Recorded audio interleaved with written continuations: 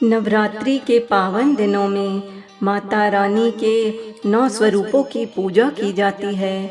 मान्यता है कि नवरात्रि में माँ दुर्गा धरती पर विचरण करती है और अपने भक्तों की सभी मनोकामनाएं पूर्ण करती है। नवरात्रि पर माता रानी का आगमन विशेष वाहन से होता है, जिसका खास महत्व होता है। मान्यता है कि माँ दुर्गा नवरात्रि के पहले दिन भगवान गणेश, कार्तिकेय और अन्य देवी देवताओं के साथ धरती पर आती है। इन दिनों माता की पूजा के कुछ विशेष नियम बनाए गए हैं, जिन्हें मानना बेहद ही ज़रूरी है। हम आपको बताएंगे इन 9 दिनों में आपको कौन कौन से कार्य नहीं करने चाहिए और क्या क्या आपको करना चाहिए, यह भी आपको बताएंगे।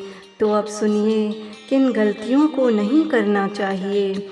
अगर आप माता की पूजा करते हैं तो अपने घर को खाली छोड़कर कभी बाहर नहीं जाना चाहिए।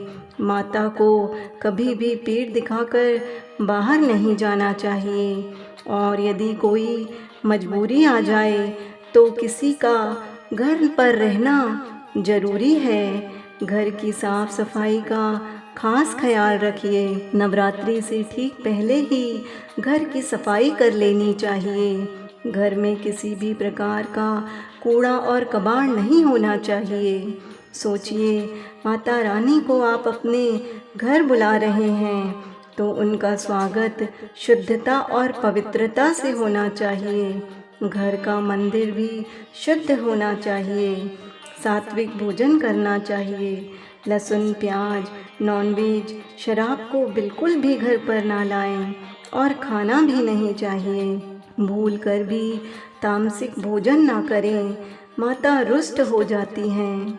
इन दिनों में नाखून, बाल नहीं काटना चाहिए और यदि नाखून और बाल कटवाते भी हैं तो भविष्य में सफल होने की संभावना बहुत कम हो जाती है। नवरात्रि के पावन दिनों में कभी चमड़े की वस्तुओं का उपयोग नहीं करना चाहिए।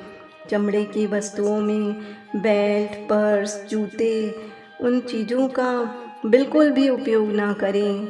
इसका कारण है चमड़ा जानवरों की चमड़ी से बना होता है और अशुभ माना जाता है। काले रंग के कपड़ों का इस्तेमाल भी नहीं करना चाहिए। काले रंग के कपड़े यदि आप इन दिनों में पहनते हैं तो माता रुष्ट हो जाती है। किसी भी इंसान को अपशब्द, अशुभ शब्द नहीं बोलने चाहिए। यह नवरात्रि माँ की आराधना, पूजा और जप के दिन होते हैं। इन दिनों में किसी का अपमान, क्रोध, द्वेष करने से बचना चाहिए। इसका कारण है कि ये पावन दिन शक्ति की आराधना के होते हैं। अगर भूल से भी गलत शब्दों का इस्तेमाल किया गया तो माँ क्रोधित हो सकती हैं। अब आपको बताते हैं इन पावन दिनों में आपको क्या करना चाहिए। माँ शक्ति के मंत्रों का अधिक से अधिक जाप करना चाहिए। माता के मंत्रों से माता अत्यंत प्रसन्न होती है। गोबरी की धुनी पूरे घर पर करना चाहिए। इससे नकारात्मक शक्तियों का नाश हो जाता है और घर का वातावरण शुद्ध हो जाता है। प्रतिदिन सुबह शाम माता की आरती अवश्य करना चाहिए और सामर्थ्य के अनुसार भोग लगाना चाहिए। कहा गया है, अतिथि देवो भवः। किसी भी आए हुए अतिथि का स्वागत प्रसन्नता पूर्वक करना चाहिए और यदि हो सके तो 9 दिन व्रत जरूर रखना चाहिए। इसका वैज्ञानिक कारण है, शरीर मानसिक और शारीरिक रूप से शुद्ध हो जाता है और पति पत्नी को ब्रह्मचर्य का पालन अवश्य करना चाहिए। किसी गरीब व्यक्ति की मदद जरूर करें और भूखे व्यक्ति को भोजन कराइए। इससे माता अत्यंत प्रसन्न हो जाती हैं। गौ माता में 33 कोटि देवी देवताओं का वास होता है। गौ माता को हरा घास खिलाएं और गुड़ खिलाइए। छोटी छोटी कन्याओं का पूजन करिए, उन्हें उपहार में कुछ न कुछ जरूर दीजिए। मित्रों, माता रानी आप सबकी झोली खुशियाँ से भर दे।